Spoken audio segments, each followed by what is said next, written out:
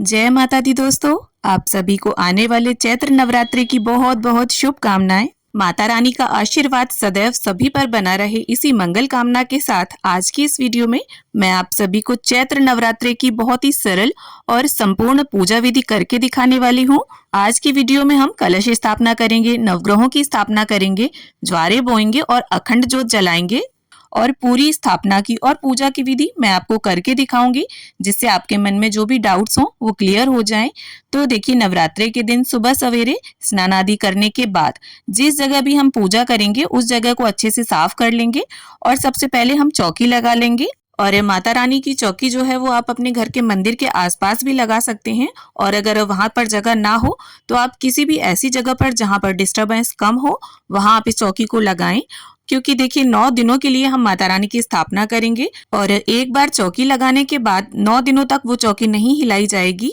तो यहाँ पर देखिए, मैंने चौकी पर लाल रंग का वस्त्र बिछा लिया है। अब इसके बाद थोड़े से अक्षतों के आसन पर हम माँ भगवती स्वरूप माँ दुर्गा को विराजमान करेंगे। तो आप माँ दुर्गा का फोटो या मूर्ति छोटी बड़ी जैसी भी है आप वो ले सकते हैं, और नई की जरूरत नहीं है। जो भी पहले की मूर्ति या फोटो है हम वही लेंगे। और इसके बाद देखिए, यहाँ पर हम कलश स्थापना करेंगे तो थोड़े से चावलों पर अष्टदल कमल की आकृति को हम बना लेंगे। और अगर आपके पास समय ना हो तो थोड़े से ऐसे ही चावल आप रख दीजिए। और चावल जो है वो संपूर्ण लेना है आपको, टूटा चावल प्रयोग पूजा में नहीं करना है। और इसके बाद देखिए, हमें कलश लेना है तो आप पीतल का, तांबे का, कांसे का या फिर मिट्टी का भी कलश ले सकते हैं। कलश के कंठ पर इस प्रकार से हम मोली बांध लेंगे और कलश के ऊपर स्वास्तिक बना लेंगे। तो रोली से, सिंदूर से, कुमकुम से या चंदन से, किसी से भी आप स्वास्तिक बना सकते हैं। अब इसके साथ ही देखिए, कलश के अंदर सबसे पहले हमें गंगा जल डालना चाहिए। बहुत से लोग जल के ऊपर गंगा जल डालते हैं, तो ऐसा ना करें आप। गंगा जल डालने के बाद इसे शुद्ध जल से हम भर लेंगे। तो कलश के कंठ तक हमें पूरा ऊपर तक जल भर लेना है। इसके बाद हल्दी की गांठ ना हो तो हल्दी पाउडर डालेंगे, 1 रुपए का सिक्का, सुपारी, थोड़े से अक्षत डालेंगे कलश के अंदर। अब इसके साथ ही देखिए, माँ दुर्गा के पूजन में जब हम कलश स्थापना करते हैं तो एक लौंग का जोड़ा और एक इलायची आपको जरूर डालनी है कलश में। इसके साथ ही दूब घास भी माँ दुर्गा को चढ़ाई जाती है। तो यहाँ पर थोड़ी सी दूब घास अगर मिल जाए आपको तो वो डाल दें आप कलश के अंदर। अब बहुत से लोग इसके अंदर दूध डाल देते हैं। तो दूध डालने से 9 दिन तक जब कलश रखा रहता है तो उसमें देखिए पानी में स्मेल आ जाती है। तो यहाँ पर मैं दूध नहीं डालूंगी, एक बताशा हम डाल देंगे। और इसके बाद हमें लेने हैं आम के पत्ते। तो यहाँ पर विषम संख्या में आप पत्ते लें, जैसे 5, 7, 9, और उन्हें चंदन और रोली से हम टीक लेंगे। अब देखिए, पंच पल्लव के विषय में मैं आपको बता दूं, बहुत से लोगों को लगता है पंच पल्लव यानी 5 आम के पत्ते या अशोक के पत्ते, तो ऐसा नहीं है। पंच पल्लव का अर्थ होता है 5 विभिन्न प्रकार के पत्ते जो पूजन में कलश के अंदर लगाने के योग्य होते हैं। उनमें देखिए आता है पीपल, बरगद, आम, गूलर और पलाश। तो अगर आपको 5 तरह के ये पत्ते मिल जाएं तो आप जरूर से कलश के अंदर इन्हें सजाएं। अब देखिए, हमें लेना है एक जटा वाला पानी वाला नारियल। तो हिलाकर देख लेंगे हम उसे, और नारियल पर भी हम चंदन और रोली से टीका कर लेंगे। कोई भी लाल रंग का नया वस्त्र या माता रानी की चुनरी या नारियल की चुनरी देखिए अलग से आती है नवरात्रों के समय में।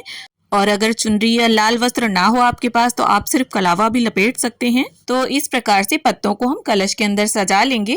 अब देखिए, नारियल को या तो आप इस प्रकार से चावलों से भरे हुए पूर्ण पात्र के ऊपर रख सकते हैं, या फिर पूर्ण पात्र ना रखकर नारियल का मुख ऊपर की ओर रहे तो इस तरह भी आप कलश पर नारियल रख सकते हैं। और अगर पूर्ण पात्र के ऊपर नारियल रखते हैं तो नारियल का मुख और पूजा करने वाले का मुख आमने सामने होना चाहिए। तो मैं यहाँ पर इस प्रकार से नारियल को रखूंगी। आप दोनों में से किसी भी तरह से नारियल को स्थापित कर सकते हैं। और इस प्रकार से अष्टदल कमल के ऊपर हम कलश की स्थापना को कर लेंगे। अब देखिए, ज्वारों की स्थापना के लिए यहाँ पर थोड़े से अक्षत रख लेंगे हम। और अब हमें लेना है मिट्टी का एक पात्र। और अगर मिट्टी का पात्र ना हो तो आप कोई भी साफ सुथरा बर्तन ले सकते हैं, थाली में जौ बो सकते हैं। तो यहाँ पर देखिए, गंगा जी की रेत है मेरे पास, तो हम रेत में ज्वारे बोएंगे। रेत में ज्वारे जो है वो काफी अच्छे उगते हैं। और अगर रेत ना हो आपके पास तो आप किसी भी साफ सुथरे गमले की मिट्टी भी प्रयोग कर सकते हैं। उसे पहले सुखा लें, फिर छान कर उसे प्रयोग करें, कंकड़ ना हो उस मिट्टी में। और रात्रि में ही आप जौ को भिगो कर रख दें और सुबह फिर बोएं, इससे ज्वारे काफी अच्छे उगते हैं। और देखिए, कुछ लोग ज्वारे गेहूं से बोते हैं, कुछ लोग जौ से बोते हैं, कुछ लोग मिक्स करके बोते हैं। तो इस तरह से जौ डालने के बाद ऊपर से एक लेयर हम रेत की या मिट्टी की और डाल देंगे। और साथ ही ज्वारे के पात्र पर हम कलावा भी बांध देंगे और इसे स्थापित कर देंगे। अब बहुत से लोग देखिए ज्वारों के ऊपर ही कलश की स्थापना करते हैं, तो अगर आपकी चौकी में स्पेस कम है तो आप ऐसा भी कर सकते हैं। और अब हम देखिए नवग्रहों की स्थापना करेंगे, तो 9 चावल की ढेरियां हमें लगा लेनी है। तो हमें इस तरह से एक समान 9 चावल के पुंज बना लेने हैं। तो अगर आपके यहाँ देखिए चूहे वगैरह आते हैं तो आप चावल ना रखते हुए सिर्फ सुपारी रखकर भी नवग्रहों की स्थापना कर सकते हैं, या फिर आप किसी भी पूजा पाठ की शॉप से नवग्रह का जो यंत्र आता है तांबे का, उसे ले सकते हैं। कुछ एक 50 या 100 रुपए में वो आ जाता है। और यहाँ पर अगर आप करना चाहें तो षोडश मातृकाओं की भी स्थापना कर सकते हैं। वैसे माता रानी में सभी माताओं का स्वरूप है। अब देखिए हम अखंड ज्योत के लिए तैयारी कर लेते हैं। तो यहाँ पर देखिए एक बड़ा सा पीतल का दीपक लेना है आपको, और अगर पीतल का दीपक ना हो तो आप मिट्टी का बड़ा सा दिया ले सकते हैं। अब दिए में अंदर डालने के लिए देखिए आप तिल का तेल भी प्रयोग कर सकते हैं और घी भी ले सकते हैं।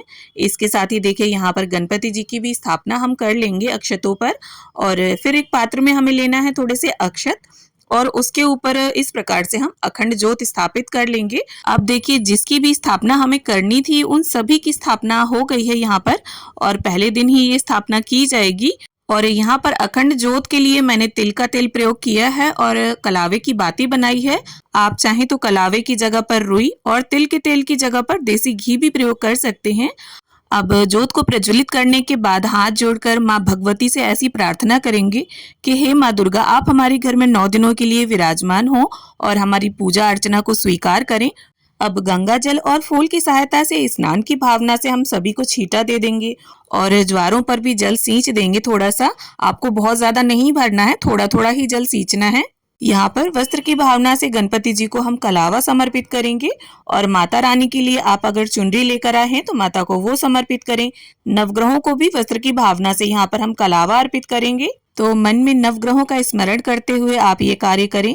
और अगर आप नवग्रहों के लिए देखिए वस्त्र लेकर आए हैं तो वो अर्पित करें। अब देखिए यहाँ पर ज्वारों के कुंडे पर और कलश पर हमने पहले ही कलावा बांध दिया है। इसके बाद अब हम सभी को तिलक करेंगे, गणपति जी को, माता रानी के वाहन सिंह को, नवग्रहों को, अखंड ज्योत को, और साथ ही में सभी को हम अक्षत अर्पित कर देंगे। देखिए नवरात्रि की स्थापना में और पूजा में हमें किस किस सामग्री की जरूरत पड़ती है, जिसकी वीडियो चैनल पर आ चुकी है। आप सभी को उसे देखकर बहुत हेल्प मिलेगी। लिंक आपको डिस्क्रिप्शन में मिल जाएगा, आप देखना चाहें तो वहां से जाकर देख सकते हैं। अब इसके साथ ही गणपति जी को उनका प्रिय गुड़हल का पुष्प और धूप घास में अर्पित कर दूंगी। और माता रानी के लिए आप स्थापना वाले दिन हो सके तो एक फूलों का हार लेकर आएं और उन्हें अर्पित करें। और साथ ही में माता को यहाँ पर लाल रंग के गुलाब मैंने अर्पित कर दिए हैं। माता को लाल रंग के फूल अति प्रिय होते हैं। इसके साथ ही आपके पास जो भी पुष्प हो आप वो सभी को अर्पित करें। अब देखिए देवी माँ के पूजन में बताशे का भोग रखना बहुत ही शुभ और अच्छा माना जाता है। और अगर बताशे उपलब्ध ना हो पाए तो चीनी, गुड़ या मिश्री का भोग भी आप रख सकते हैं। इसके साथ ही घर पर जो भी ऋतुफल उपलब्ध हो उनका भोग समर्पित करेंगे हम। और इसके साथ ही स्थापना वाले दिन या संपूर्णता वाले दिन आप माँ को पान का भोग भी अर्पित करें। मीठा पान मिल जाता है तो उसे अर्पित करें, ना मिले तो पान पर 2 लौंग, इलायची, बताशा और सुपारी रखकर हम इस प्रकार से माँ को भोग समर्पित करेंगे पान का।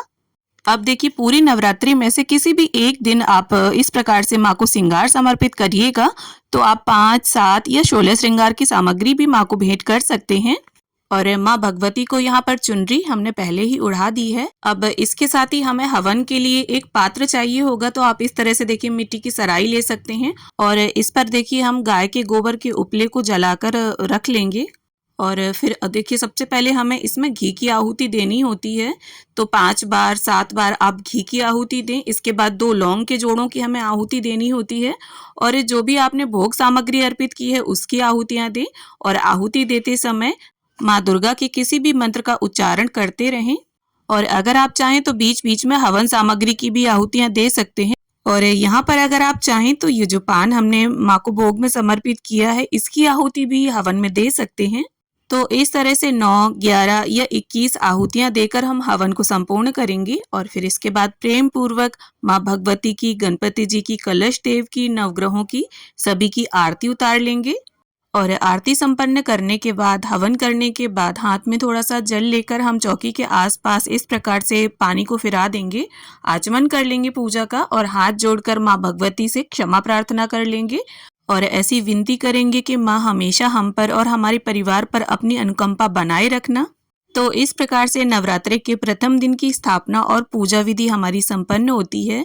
उम्मीद करती हूँ वीडियो आप सभी को पसंद आए। वीडियो अगर थोड़ी भी अच्छी लगी हो, थोड़ी भी हेल्पफुल हो तो वीडियो को लाइक करें और अपने फ्रेंड्स एंड फैमिली मेंबर्स के साथ इसे शेयर करें। और इसी तरह के वीडियोस देखने के लिए, मेरे साथ जुड़े रहने के लिए चैनल को सब्सक्राइब कर लें और साथ में बेल आइकन भी प्रेस कर लें।